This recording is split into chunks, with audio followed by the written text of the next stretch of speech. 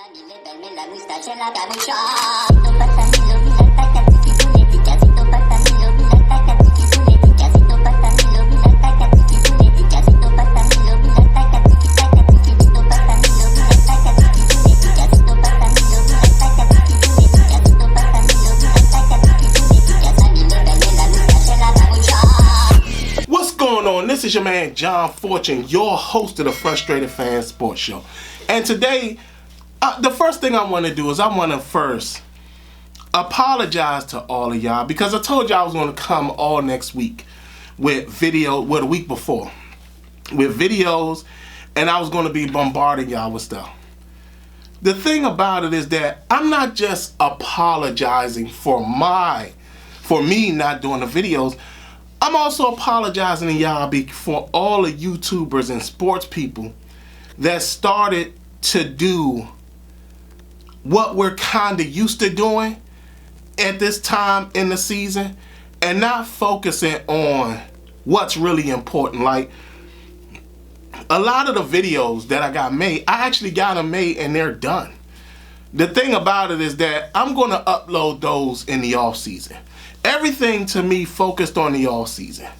You know, it was, focused on the all season and playoff probabilities and it was like, it made me feel very loser mentality, which is why I couldn't do it. It bothered me so much because I was just like, right now, we don't know if Cliff Kingsbury is going to leave. For all we know, Cliff Kingsbury can pull a Ben Johnson on us and just stay. Not only that, Ben Johnson has to make his decision before anybody can make a decision themselves. Do you think Cliff Kingsbury is going to go out there and go for the Jets job or the Raiders job or even the Giants job?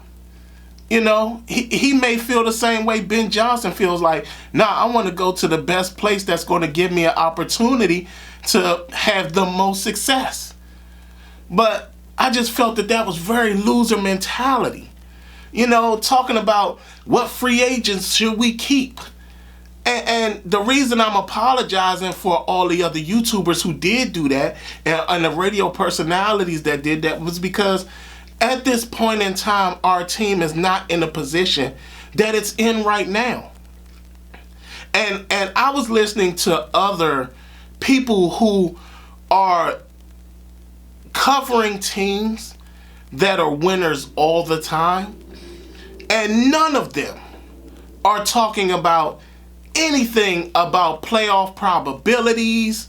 Like, nobody who covers Kansas City was doing anything about playoff probabilities. Now, some of y'all can say, John, duh, they only had one loss, but it's just the fact that even prior to this, they were never talking about that. They weren't talking about, what their free agent situation is going to look like, or none of that. In Pittsburgh, they're not talking about stuff like that. And that just made me sit up there and say, I am forgetting, and a lot of us have forgotten, what is happening with this team currently.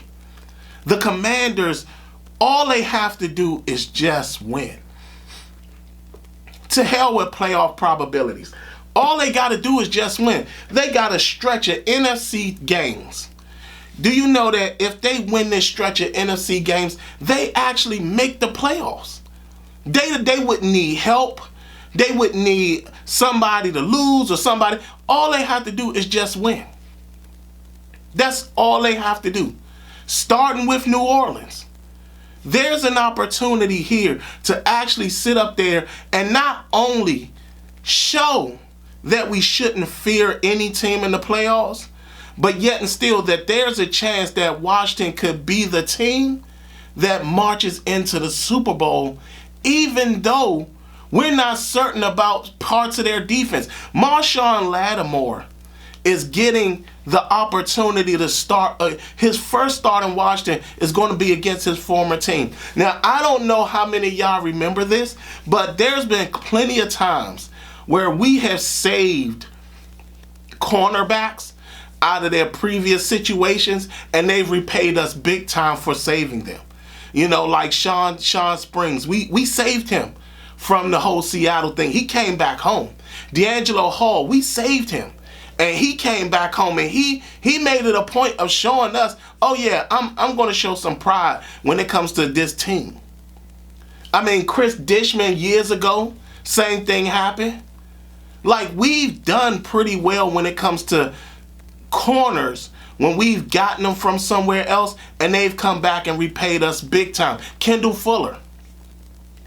Remember, we traded him away and he came back to us. And he did do great things for us.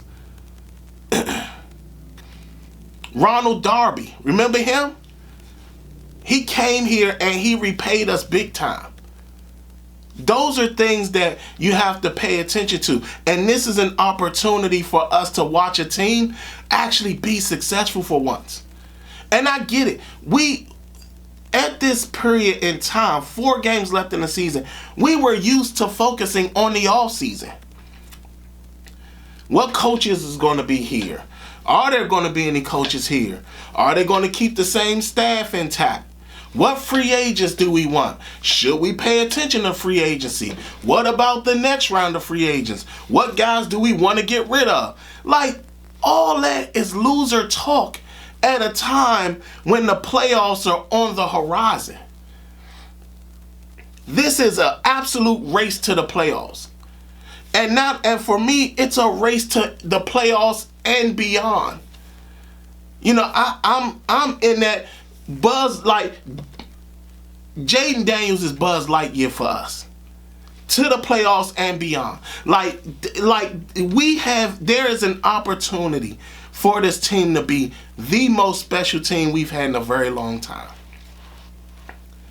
So at this current point in time, to hell with the logo, to hell right now with what Cliff Kingsbury could be doing, to hell with what free agents is going to be out there, or who should we bring back. To hell with all that right now.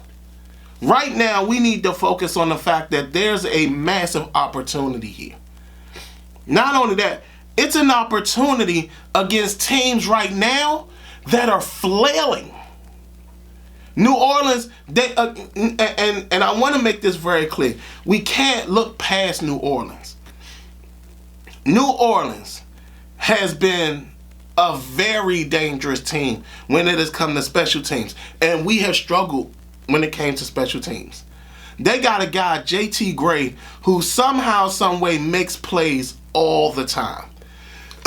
Just last week, we saw Brian Breeze make a big play on a field goal and won the game off of that. So we can't overlook New Orleans. But they're also a team that's dealing with a ton of injuries, a ton of uncertainty. There's so many players that they have right now that are dealing with injuries and stuff like that. Derek Carr is out. Alvin Kamara could be out. Taysom Hill is out. Olave is out. Rasheem Rice is out. Like, they got everybody you can imagine out. Everybody you could ever imagine is out. They're not doing well. They're not doing too much defensively. There's a big opportunity right here to show teams we're not playing. New Orleans is not a slouch team, especially when it comes to special teams. They're not slouches at all, but we can beat them. We can absolutely beat them. They're going with Jake Haener in this game. So, I don't know how y'all feel about that. Like, does New Orleans feel that little about us that they're not even going with Spencer Rattler, who they actually went with earlier in the season, and I think he ripped off a win or came close to almost ripping off a win? Like, the fact that they're going with Jake Haener, that's a problem for me. Like, could they really think that we're not that special? Could they really think that we're not that good? No. This right now, we're in the midst of something special. And I'm talking about Chase Young is going to want to have something to prove when he comes here. You don't think that Chase Young... I'm going to tell y'all something. If even though the coaching staff isn't here, that don't mean that Chase don't want to prove something. Hell, that don't even mean that Chase may want to come back. Just because of the fact that he feels that he would make an impact on this defense better than he did in Jack's defense, which we all talked about was a outdated defense. Chase is going to want to make an impact. He's going to want to prove a point. Carl Granderson is something special. You know, it's not like we're not sitting here talking about a New Orleans team that can't produce or can't make things happen. We're talking about a team that can be very, very dangerous, very, very destructive. And like I said, we're meeting all these teams when they're at this point right now where there's a lot of uncertainty going on with them. You're talking about, we see New Orleans, they got the injury issue. We see Atlanta, we see Philly first. We see Philadelphia. They got the internal issue between A.J. Brown and Jalen Hurts. And we're going to see that come to the forefront in this Pittsburgh game. And how much you want to bet we see them go away from the running game and focus on the passing game. We're going to see that in this upcoming game. Then, when you think about it, Atlanta, Kirk Cousins is doing what Kirk Cousins normally does down the stretch. He throws picks and loses games. For all those Kirk Cousins lovers, this is what normally Kirk Cousins does, and I wouldn't be surprised if that's what's going to happen. Then we see Dallas, who's not only upset that they're this for the first time in a long time, they're not going to make the playoffs, but you're talking about they're going to want to play spoiler to anyone at this point. They're not focused on they're not going to be focused on winning games. They're going to focus on trying to hurt people, trying to spoil everybody else. We're not making it. We're going to make sure nobody else makes it. So the last game of the season, that means something to them. So again, I apologize because I was focusing on off-season stuff and didn't get to the point of understanding that no, we don't have to focus on all-season stuff because our team still has an opportunity. Just win. The players, they listen to a lot of our podcasts. They listen to a lot of the radio stations. They listen to a lot of our YouTube channels. They pay attention to what we say as a fan base. They're listening.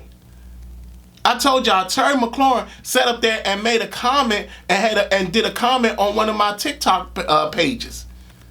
That they're paying attention to us. Chase Young used to respond on not only on my YouTube channel, but there's other people's YouTube channel he used to respond on. I remember Jack Del Rio was telling people internally that he hated me. So understand, players, coaches, they're all listening to us. And right now, to do anything all season is crazy. And that's why I'm apologizing. Because I was going to focus on the all-season stuff and not understand that we're in the midst of something huge. We're marching to the playoffs. And we're marching to the playoffs with a team that look like they can actually do it. This is not Ron Rivera's 7-18 or 7-9 This is not that team. This is not the 05 team. I think it was 05 team or 05 or 06 team. I think it was the 05 team. It's not that team. It's not the 99 team, which, by the way, was a good team, but this is not that team. Like, we got a quarterback that can actually be just as dangerous. We got an elite wide receiver. That's another thing. we have a guy who sits up there and makes defenses pay for doing, and now we're seeing the fruits of his labor, because you're talking about he has 9 touchdowns this season, and more than likely will have more. I mean, we have a defense that started waking up. We actually have 2 guys on the team that are going to be double-digit sack guys, in Fowler and in Luvu, with Jonathan Allen gone down for the season. Bobby Wagner has been everything we expected him to be when I said that he was the chaos controller, and he has done that. Jeremy Chin has showed up big time for us. Now all of a sudden, and you're talking about Sandra Steele, who's done a fantastic job. Not only sitting up there understanding that he was supposed to be a nickel cornerback, but rising to the occasion to sit up there and play boundary corner and play it pretty well. Because everybody, I remember somebody had a stat that said he's given up more touchdowns than St. Juice. Well, has anybody ever looked at the fact that he's also been a guy that has been forced to cover a team's number 1? Like, that's not being talked about enough. Sandra Steele has been covering the team's number 1 receiver in a lot of these games. St. Juice has been lucky to be on teams' secondary guy. If y'all remember in Pittsburgh, Sandra Steele was on Pickens. Remember, guess who gave up the touchdown? Benjamin St. Juice. And to who? Mike Williams. So understand, this is not one of those things where this team isn't capable of doing it. They're very capable of doing it. And right now we have to not focus on the off-season stuff, because we're in the midst of what could be a true champion. What could be a really true champion? And that is why I'm apologizing to the fan base, all of you, all of y'all who support it. And y'all know, for all y'all who followed me for a very long time, y'all know I've not been the nicest when it's come to this team. I've always talked about it, how it was either the coaching that was bad, it was either the players that was bad. For the first time, we actually have everything that's coming together. For the first time, we don't have to be 4 games out of the end of the season and talking about, well, let's talk about the off season. What coaches are going to be here? What free agents should we keep? Which ones might leave? We don't have to do that, because they have a chance.